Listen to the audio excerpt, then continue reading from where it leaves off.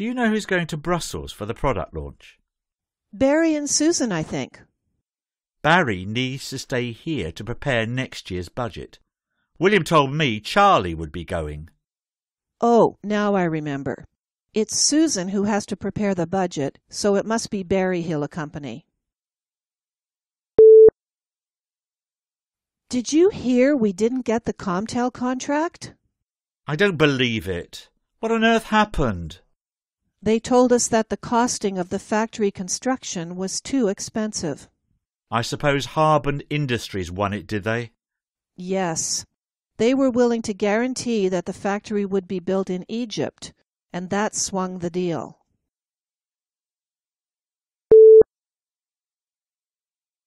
Do you have any idea how this works? Switch it on using the red button. Wait until the green light shows, which means it's hot enough. Then slide the document in, and it comes out the other side. I need to use a plastic sleeve, don't I? Yes, put the document inside it.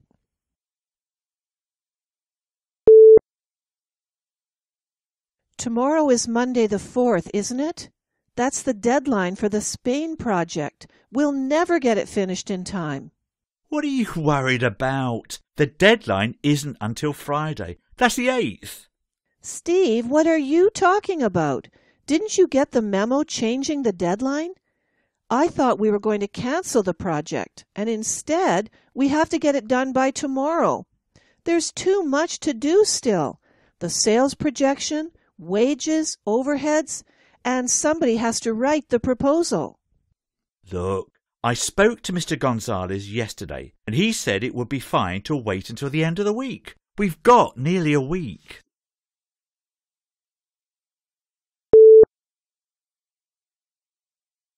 Did you go to the meeting about relocating next year? I did. Some people got a bit hot under the collar. How come? Well, the management is presenting this as something that is really exciting, but I'm not sure that everybody sees it that way. What did you say, Helen? I said that meetings like that are a huge waste because nothing we say will change anybody's mind. I think we will have to find a new job or move house.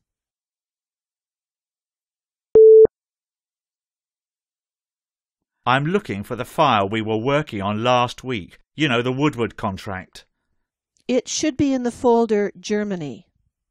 Why do we have a folder called Germany when there's also a folder called Europe? That's the type of confusion which results in lost documents. Are you sure it hasn't been deleted? It's not in the Germany folder. I don't know what to say. I wasn't the last one to work on it. Oh, look. It's sitting here on the desktop. Someone must have saved it there by mistake.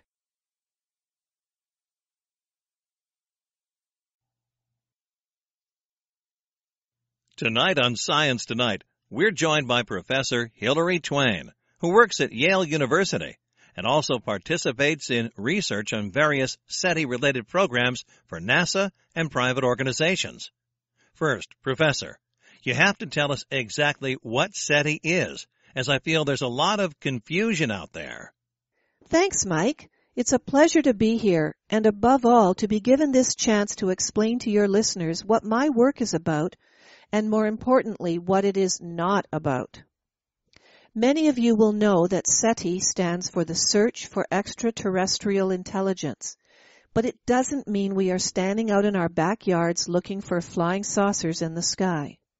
Do you not believe in UFOs? Me personally? No. I think... Oh, that surprises me greatly. It's your job, isn't it? This is where the confusion lies. SETI scientists do not necessarily believe that there are aliens running around on Earth, or, for that matter, that they are flying about your neighborhood in silver discs. Whether I or my colleagues believe in the classic notion of UFOs is immaterial. What we do all believe in is that there is intelligent life out there somewhere in our solar system or in another galaxy, and it is that which we seek, not E.T. in our garden shed. Okay, that makes things a bit clearer. So a belief in UFOs is not a prerequisite to be able to do your job. Exactly.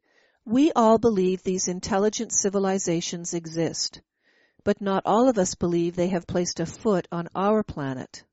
Now, what does this search for intelligence consist of? I understand the distances involved are quite staggering, and it's not just a case of picking up the phone. It is one of the hardest parts of my job as a SETI researcher to get across to people what a difficult task it is trying to find this needle in a haystack. Another of my colleagues, Professor John Turgan, who works for NASA, explained it like this to some kids in a school last year. Imagine you have a single solitary snail sat slap bang in the center of Alaska. He knows there are 2 or 3 other snails sitting on the coast of Alaska, hundreds and hundreds of miles away, and he can't go any faster than, well, we know how slow a snail is. Yeah, pretty slow. Is that what we face? Yeah, the snail can set off in one direction, travel for years and years towards a point on the coast before trying another direction. So we would never find anything like that. No, precisely. Searching for life on other planets involved an active stance in the 1960s and 1970s. We were actively putting signals out there trying to find the other guys. We sent probes into space with messages on them, with photos and music from Earth on rudimentary picture discs. We even sent out a map of how to find us. That could be dangerous. These fellows might not be that friendly. There were many who thought that, but then in the last 20 or so years we have taken up a more passive policy. I mean, we wait and listen out for their signals. What's the thinking behind that? Well, there are many reasons why this makes far more sense. First of all, it's a question of logistics. Think of our snail in Alaska again. Instead of trying to guess where his buddy snails are, he can sit back and wait for them to come to him. Also, we are looking for advanced civilizations. It would be nice to find some fungus on Mars or some other planet, but we would ultimately like to find an intelligent civilization, one that was capable of long-distance interstellar communication and possibly travel. So that is why we listen. Pretty much, yes. We have been emanating radio and TV waves into space for about 70 years. Any civilization within 70 light years of Earth, and that's quite a few stars, believe me, would have been made aware of our presence by now. We are simply looking for the same telltale signs coming from other planets and star systems. Okay, that makes sense. But so far it seems we have found nothing. Well, in a word, yes, that's true. A famous SETI scientist once said many years ago something to the effect of, if these guys are out there in such great numbers as many of us believe, where are they? It's quite worrying, the total silence, and it's quite easy to begin to think that we might actually be alone here. Do you personally believe that? No, not really. So how would you explain the silence? It could be any of a whole list of things. We may be looking in the wrong place. We may not have the technology to pick up whatever is being broadcast by civilizations more advanced than us. Would we have been able to pick up radio waves in the days of Jefferson and Washington? Is it also true that any advanced civilization in our corner of the universe may not be around anymore? That is another interesting theory. What, in the end, is the lifespan of an advanced civilization? Maybe these extraterrestrial intelligences got so smart that they destroyed themselves. You only need to look at ourselves to see that possibility. We have only been what one might call advanced for a matter of a century or two, and look at environmental damage, nuclear proliferation, and overpopulation. Yeah, it's a distinct possibility that any life form may only be at our level of advancement for a relatively short time. Pretty depressing when you think about it. I'm optimistic. The universe is a staggeringly large place, And we have only scanned our galaxy, really. When you think that there are as many galaxies in the observable universe as there are grains of sand on Earth, it makes you realize we have a lot of real estate to get through yet. What's the first question you would ask the little green men? Oh, good question. Well, I think I would ask how they survived. I mean, referring back to what we were talking about before, how did you get past the stage of being capable, technologically speaking, of destroying yourselves, something we are struggling with today? And how did you feed an ever-expanding population? And how did you ultimately control that population without destroying the environment of your home planet? Just that. Well, you cheated as I only gave you one question to ask. Oh, that's right. I'm sorry. Professor Hilary Twain, it's been an entertaining and educational talk this evening. Be sure to come back and tell us if E.T. does phone you. You'll be the first to know. Thanks for having me here tonight.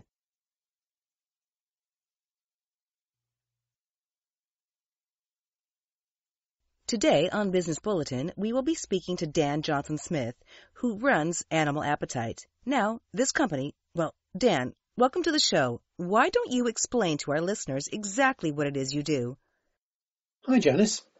Well, basically, we call ourselves animal caterers, or pet caterers would, I think, be a more accurate term. Pet caterers? Yep. We prepare high-quality, nutritious food for people's pets, and we've been doing so with increasing success for about 2 years. Now, some of our listeners may be a little skeptical, Dan. I was too when my wife first suggested this idea to me. Does she help you with the enterprise? Yes, it's a two-person operation. My wife, Carol, she deals with the food side of things, ensuring that our products meet the highest standards of nutrition and, very importantly, I feel, making sure each of our products is suitable for the animal it is intended for. Too many companies have a business model based on mass production being the most cost-effective, but we individually cater our food products for different animals. So, you have meat for the dogs, fish for the cats, nuts and seeds for the parrots? Oh, we go way beyond that, Janice. When we say individually cater, we mean exactly what we say. Different breeds of dog have different nutritional requirements, and we do our best to meet those requirements. A Labrador will prosper and grow healthy on food which is slightly different to that which you feed a poodle, for example. Oh, I never realized. Yeah, it's true. And not only that, but we go through an extensive consultation period with each of our customers when they first get in touch with us. We deal with over 40 different types of animal at Animal Appetite. A particular dog may have a history of being overweight, or have heart problems, or be diabetic, or may have an allergy to certain products. Are cats and dogs allergic to food? Oh, for sure they are. They're complex biological machines in much the same way we are. It's just that you or I can go and see our doctors every 6 months and have our diet examined and our blood tested, so we find out these things, whereas cats and dogs will eat something that reacts to their body, and we may never know about it unless it gets serious. So we run some basic tests on all animals when we start working with a customer. What kinds of allergies do you find? Well, many types, ranging from sugar to pollen. It's amazing, really. We had an old English sheepdog that couldn't eat meat, a Siamese cat that couldn't eat fish. Really? A cat that can't eat fish? Well, we discovered it was only certain types of fish in the end. Very complex business, I can tell you. Okay, well, take us through the process. Someone gets in touch with Animal Appetite. Then what? The first thing we do is go and see the animal or animals. We run some basic tests to see if the food we would normally prepare for that type of animal will cause problems or not. We speak to the owners to find out the medical history of the animal, any problems with the heart or liver or whatever, and then we start the deliveries. Okay, well, this is the part that fascinates me. So, do you turn up to these people's houses with great silver platters like you would for a wedding reception? No, it's nothing like that. We make deliveries to our customers' houses every 3 or 4 days for a cat or dog. In this way, we ensure that the food is always fresh. We don't want to be selling stale food to anyone. These animals get the best food on offer. That is why the owners come to us. So every few days we will drive around in our truck. It's a big white thing with the cutest animal appetite slogan down the side. You may have seen it. I may have, yes. And we don't have a silver platter. It's usually a picnic-type hamper, come to think of it. You don't bring the cutlery and crockery too, do you? No, the owners will use their usual bowls and things for their own pets. We only bring the food. Okay, now, before you mentioned that you have over 40 types of animals on the books at Animal Appetite, did you mean breeds of cats and dogs? Oh no, I mean, it's true that cats and dogs do make up around 60% of our income, but the other 40% is a veritable Noah's Ark of other creatures, both great and small. For example? Where to start? We have a couple of goats, a badger, an otter, a few horses and donkeys. And then we have a lot of smaller animals such as parrots, pigeons, hamsters, lizards, and, well, the list goes on. I'm thinking of opening a zoo. Wow, that's a lot of animals. I can't believe people are keeping horses and goats in the city, though. You'd be surprised. Well, it's true a lot of the larger animals are out of town on larger plots of land, but you would be surprised to see what some people have right here under your nose in the city. Now, Dan, you said that Animal Appetite had been going for some 2 years or more. Where did you get the idea from, and how hard was it to bring it to fruition? My wife Carol had the idea when we were looking after these 6 husky dogs for a friend of mine who was away on vacation. He was actually in Alaska with his wife and kids, and the irony was not lost on me. There I was with his pack of huskies, and he was in the snow and ice of Alaska. Anyway, the job was a lot more involved than I thought, and a lot harder than my good friend had made out. We spent a very intense 2 weeks with those dogs, and I couldn't believe how careful you had to be with pedigree dogs like that, and of course not only with pedigrees. And you were bitten by the bug, so to speak. Yeah, it was hard work, but most enjoyable, and I just got to think about how many animals were being fed poorly. And you know what they say? We say, you are what you eat, and that is as true for pets as for us owners. So Carol, she says to me, hey, you can do this. Why don't you try and do this for a living? And you know, I've just been made redundant from the local software company. Oh, yes, ZLT Systems. I remember when it went bust a few years back. Well, best thing that ever happened to me, Janice. I mean it. That spell of unemployment gave me some perspective. And now, here I am with the best job I've ever had. I wake up in the morning and I can't wait to get to work. Okay, that is so great. Now, you said Carol was the food guru in your partnership. Yep, she does the cooking, so to speak. I deal with all deliveries and doing the books.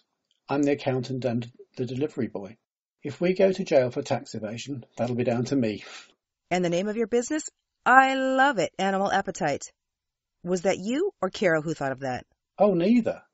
That was Patsy, our 7-year-old daughter. Well, she's 7 now, but she was only 5 at the time. So to think that she had come up with this superb idea for a name at 5 years of age, well, it's remarkable.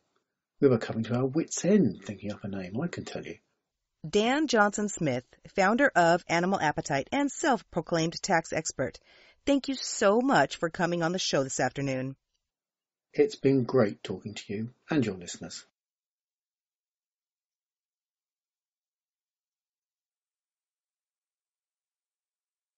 Have you ever been out on a boat in the middle of a calm lake, felt the soft breeze in your hair, and felt it gently rock your boat? It's difficult to think of anything more relaxing, isn't it? But for my guest tonight on Special People, Jane Walters, being becalmed on any stretch of water in a boat would bring rushing back memories of a terrifying experience she encountered last year in the Pacific Ocean. Jane, am I right in thinking my lake image did not comfort you at all? Hi, Edward. No, it pains me still to think of myself out on the water in any type of situation similar to that which you described. Could you tell our listeners what happened to you? Well, basically, I had crossed the Pacific west to east and was bound for Panama. 1,000 miles west of Panama, my yacht, the Belle Trieste, hit what I can only assume was either a whale or a log floating in the water. It was 4 o'clock in the morning and I couldn't see a thing. So the yacht was holed. Oh yes, I started taking on water immediately. You just can't believe the utter panic that grips you in a situation like that. I realized I had about 2 to 3 minutes to get off the boat, onto my life raft with as much useful equipment as I could possibly manage, but I made a big mistake. Oh?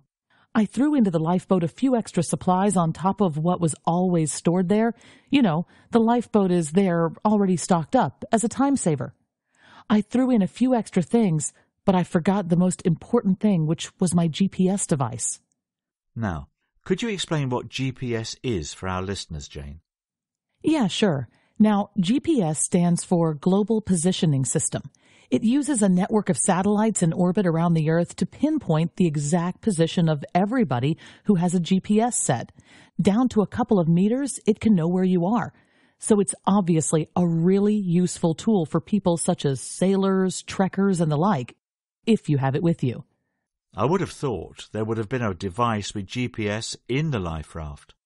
Yes there was, but I had taken it out 2 days previously to check something, and I had really stupidly forgotten to put it back. It was negligence of the highest order, and it almost cost me my life. The Belle Trieste sank and took 2 fully operational GPS devices with her to the bottom of the ocean. And I was left with an 8-foot life raft and enough supplies for about a week, which I thought would suffice. I can't imagine how terrifying an experience it would be out there, you know, in the middle of nowhere on a small boat. Didn't you feel absolutely powerless, Jane? Not so much, actually. Us sailors are well used to the rigors of being in the middle of nowhere, as you put it. I was certainly concerned about the GPS device. I thought things were going to be a lot trickier without that. But I can't say I lost my cool, lost control of the situation. I was pretty calm considering the great danger that I had just been thrust into. Right. So you're in the middle of the Pacific Ocean in a boat little longer than the height of an NBA player.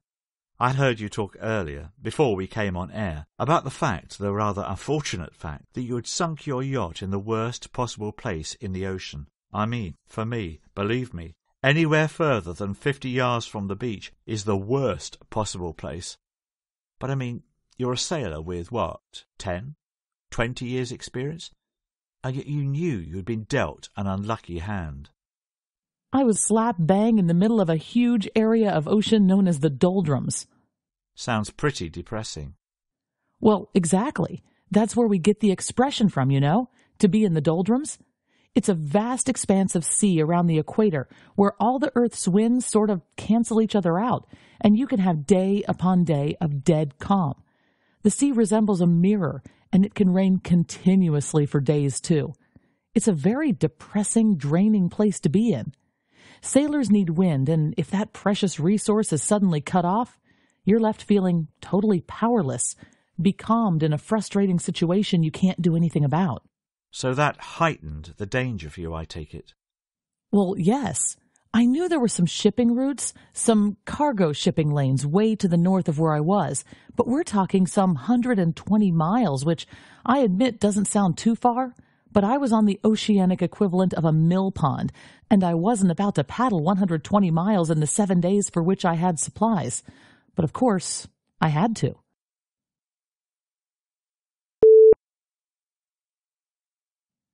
I always thought wind and wave were a sailor's worst enemies, and yet you were in a gravely dangerous situation through the lack of these natural forces. I was going to starve to death or die of thirst. I had 5 days' worth of food and 6 days' worth of water if I rationed myself pretty severely. But even at that point, I wasn't too concerned, as the doldrums is famous for its rain, too, as well as its lengthy calms and lack of wind. So I have to say, I told myself, right, Jane, at least you have enough to drink. It'll be the ultimate diet. I'll lose like 30 pounds and be able to fit into my graduation dress again. You know, I tried to make light of it all. And I suppose your mental state, your psychological fitness, if we might call it that, it's crucial in a situation like that, wouldn't you say? Oh, without a shadow of a doubt. You need to keep positive. Keep thinking that a Panamanian tanker will be the next thing over the horizon, that some Costa Rican Coast Guard plane was about to fly over me. I would find myself hearing the phantom engines of planes for hours at a time. The mind plays pretty strange tricks on a person in a stressful situation, and I was desperate, desperately scanning skies for signs of planes that weren't there. At what stage did you start to panic? I have to say I began to lose hope after 11 days. My food was pretty much all used up, and there had been half an hour of light rain in all that time, absolutely unheard of in the doldrums. I was by then overdue into Panama by a few days, and I knew the authorities would probably have been contacted, and maybe they were looking for me, but I knew I had drifted further south too, and was by now perhaps 100 or 200 miles from where the Belle Trieste had gone down, and ever further from those all-important shipping lanes. Yeah, it was after about 11 days that I first began to contemplate the possibility, that hidden doubt that creeps up on you in the dark of the night, that fear that perhaps I wasn't going to get out of this after all. What did you do? Did you pray? Did you look back on your life? Did you play through your memories? I can't imagine the sheer dread that must have been coursing through your body at that time. You know, Edward, what I did? I cried a lot. I cried at my own stupidity. I cried for the fact that I was going to die in horrible circumstances because I had taken the GPS device out of my life raft. I cried, too, for the fact that I could precious afford to be crying and wasting what little water I had. And then, enter the story an angel. My angel, my Angelo Ortega, brilliant pilot with the Panamanian Coast Guard. He had been looking for me for 2 days and had returned to the area 5 times, flying outward spirals from my last known position. When he spotted me, and I was totally oblivious to the fact there was a plane flying a mere 2,000 feet above me, he had about 4 minutes of flying time left in his fuel tanks and was readying to turn for home. I must have been unconscious or delirious at the time. It was a miracle, wasn't it? It really was. If he hadn't seen my little boat at exactly that moment, he would have turned for home and another plane would have taken over the search in a different area of the ocean, some 15 miles to the west. They've shown me the grid of the area, the map of their search plan. My sector of the ocean where I was found, they weren't going back to for another good while. I would have been out there and heading southwards into a huge empty area of ocean that would have seen me clear of the shipping lanes for about 3 weeks. I would have died. It's as simple as that. And they had flown over you once before, I heard. I can't believe there I was scanning the skies for planes that didn't exist, and it's now emerged that a pilot flew over me at 6,000 feet on the 7th day. So, how were you finally rescued? Angelo came down and flew over the life raft at about 200 feet. Damn near scared the life out of me, I can tell you. I was beyond speechless with joy. It was like winning 5 lotteries at the same time. Then he flew away and I felt empty, even though I knew inside I was saved. A few hours later, a fishing boat from Costa Rica passed by, and they took me on board. What's next for you, Jane? I'm going back to Panama. Let's just say I've made a new friend who works for the Panama Coast Guard. Oh, really? Well, this is an unexpected turn to the story. Angelo is going to teach me how to fly. He says it's safer than sailing. Jane Waters, thank you for your moving story this evening. We wish you all the very best in whatever the future holds for you. Thanks, Edward. It's been a pleasure.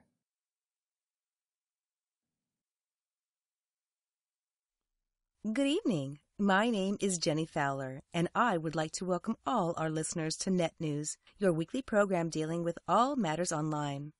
Tonight, we are fortunate to be joined by David Akris, head of the internet security company WebBlock. Now, this evening, we are going to be talking specifically about matters related to email, such as spam, and the latest fear to grip the online community, the strange phenomenon which goes by the name of phishing. David, welcome to Net News. Good evening, Jenny. Right. What I would really like to know first from you, David, is this.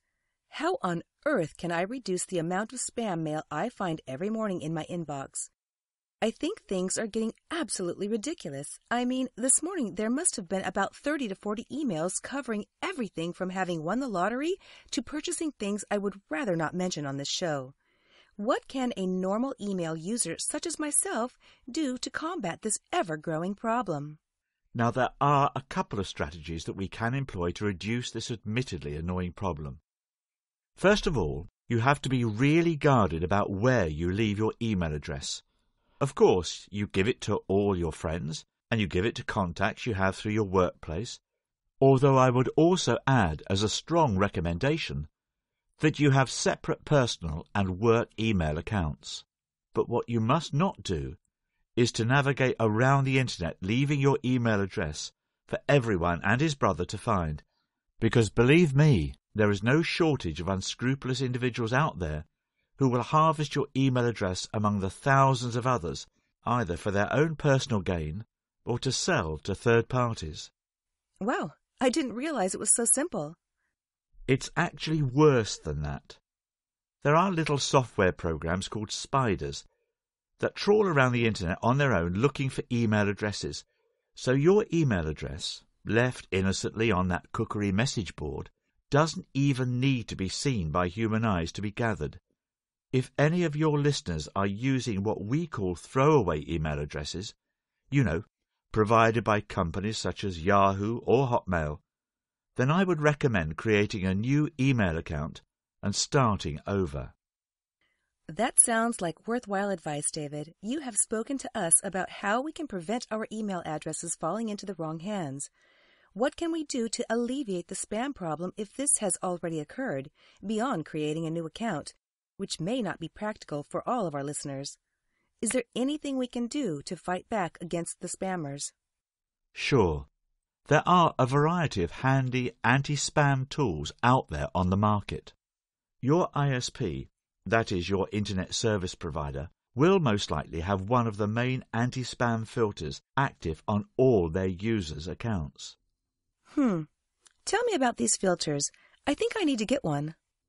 Without going into too much technical detail, spam filter software will analyze all incoming messages and flag, divert, or delete emails that it considers to be spam. This may be because the message contains certain words. I think we all know what types of words I'm talking about here. Or the email may have other qualities which marks it out to be spam in all likelihood, such as large blue or red font, lack of return address, too much capitalization, and a whole list of other considerations. But that doesn't mean we have to ask our friends never to write emails to us in blue. I would be very concerned about legitimate emails being deleted. Oh, absolutely. An anti-spam filter will only flag an email message as spam if several of these factors are found to be present in a particular message. If your Aunt Kathy chooses to write to you in blue, but the message is otherwise perfectly normal, it will not be considered spam. These filters are great because users are often given control over the sensitivity level. We've had a call from Margaret in Boston wanting to know if these anti-spam filters can also help in preventing her computer from being infected by a computer virus. Now, David, these are two different issues, I believe, aren't they? Yes, many computer users do in fact manage to infect their PCs by opening attachments in emails, but these could easily come from people they know who have unwittingly sent them infected files. The best advice I can give in the area of viruses is not to open any attachments that arrive unexpectedly. And of course, to always have an up-to-date antivirus program installed on your computer. We now move on to an issue we mentioned at the beginning of the program, phishing. What is it and how can we best protect ourselves from it? First of all, we should explain that even though the pronunciation is the same, this variety of phishing is spelt with a PH and not an F. Right, phishing is quite a recent phenomenon, but can be very damaging if users are not very aware of the dangers that exist. If you get an email that claims to be from, let's say, your bank, and asks you to click on a link, visit a site, and enter information such as your account number, password, or username, you can be certain that you have been a victim of phishing. Does this only affect bank customers, David? Not at all. Any service which requires online access and a password can be targeted, so online stores or auction sites have also fallen foul of this. The good news is that avoiding phishing is as simple as you could imagine. Don't ever, and I mean never, reply to any email that asks for personal information of this type. The authentic sites would never request this information from you via email, so you can be certain that any email such as this is a fraudulent attempt to gain sensitive information from you. David, it's been very informative to have you here speaking to us today. A little understanding of these issues can help us see the world of email and the Internet isn't so sinister after all. Please come back and see us soon, won't you? I'd be delighted. Thanks very much for inviting me to speak to your listeners.